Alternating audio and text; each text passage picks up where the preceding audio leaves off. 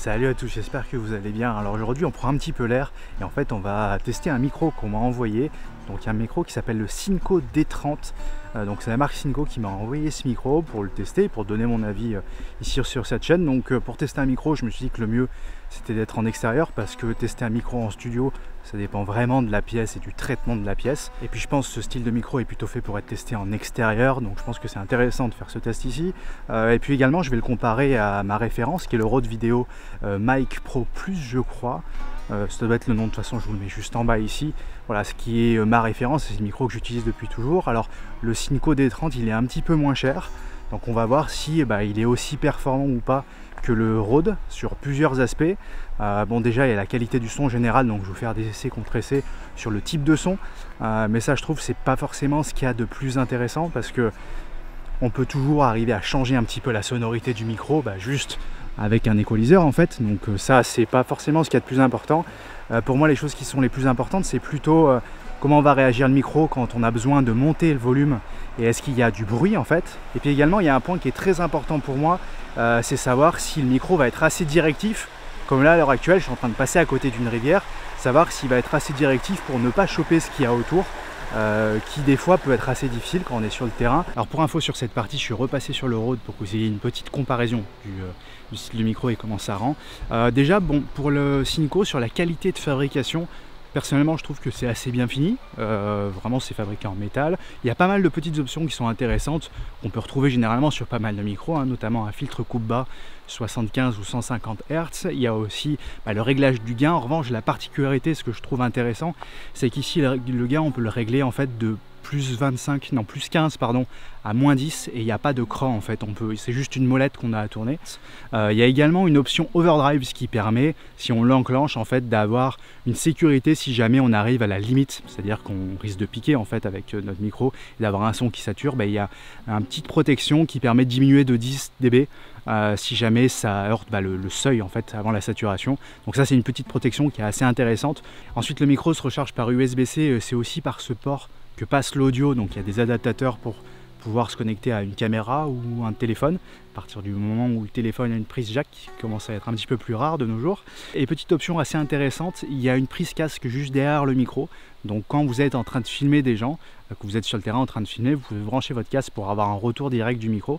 Donc ça je pense que c'est cool parce que bon, on peut se brancher sur la caméra si votre caméra est équipée d'une prise casque, mais c'est bien d'avoir cette prise directement sur le micro. Alors là je suis sur un petit pont au-dessus d'un ruisseau, donc vous avez du son qui est à droite et à gauche, donc il y a pas mal de perturbations sonores, donc ça bien je trouve pour voir si le micro est assez directif. Alors je peux pas vous donner mon avis parce que je suis actuellement en extérieur et j'entends pas ce qui se passe, donc c'est à vous de voir, c'est à vous aussi de faire votre avis sur ce micro en écoutant en fait ce que donne ce micro réellement en concret sur le terrain. Je vais basculer maintenant sur le Rode et je suis au même endroit avec les mêmes réglages pour que vous puissiez avoir une comparaison, de savoir si le micro, le Rode est plus directif ou pas, ou est-ce qu'il capte un petit peu plus ce qu'il y a autour. Donc là c'est à vous de voir. Maintenant pour essayer les préamplis de ces deux micros, je vais mettre le gain à fond pour voir si on entend un petit peu de bruit et dans tous les cas voilà, pour pouvoir comparer, savoir s'il y a un préampli qui est meilleur que l'autre. Alors volontairement je me suis éloigné de la caméra et du micro parce que généralement ce type de micro qui est vraiment fait pour les gens qui sont en train de se filmer à la caméra en fait, on fait en format vlog et on est à courte distance, en général ce micro fonctionne assez bien. Par contre dès qu'on commence à être à 2-3 mètres, là actuellement je suis à 3 mètres de la caméra, j'ai pu remarquer sur les tournages que j'ai pu faire en extérieur pour Toon Factory, des visites d'usine etc, de fabrication de guitare, dès qu'on est un petit peu éloigné c'est assez compliqué d'entendre ce qui se passe, on est obligé de monter le volume et là il y a pas mal de bruit parasite.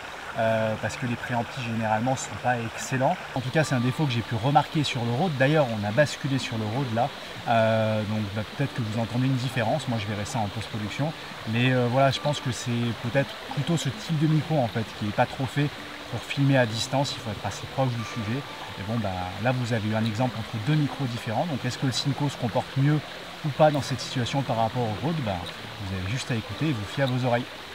Dernier test que j'aimerais faire, c'est le micro sans le Dead Cat, vraiment pour voir si ce Dead Cat ne bouge pas un petit peu le son, parce que ça peut arriver de temps en temps.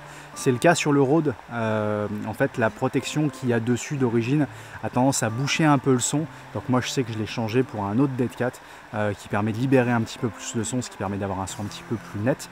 Donc à voir comment ça se comporte par rapport à ce micro. Et dans tous les cas, maintenant, on va essayer le Rode. Alors j'ai mis le Vidéo Mic Pro Plus sur la caméra et j'ai enlevé le Dead Cat pour vraiment entendre juste le micro.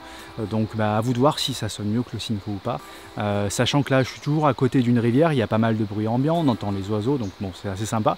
Mais quand on est en train de filmer, ça peut être assez perturbant. Dès qu'on veut monter le volume, on n'entend plus trop la voix. Dès qu'on met un compresseur, on entend un petit peu trop ce qui se passe autour. Donc c'est assez intéressant d'avoir un micro qui soit assez directionnel.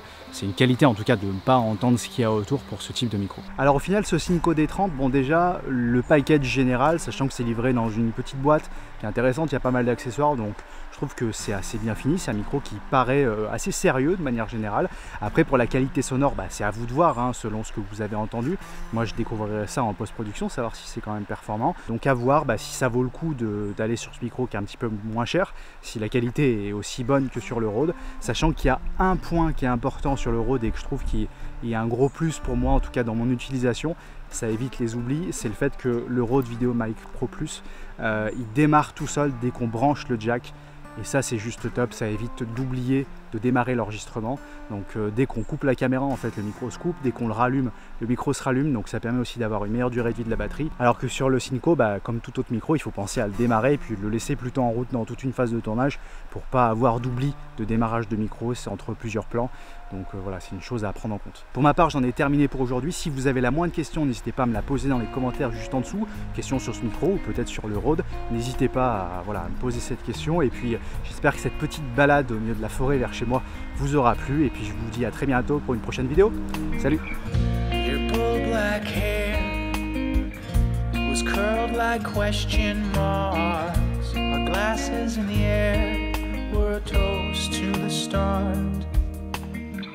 Now if it's true, if you just have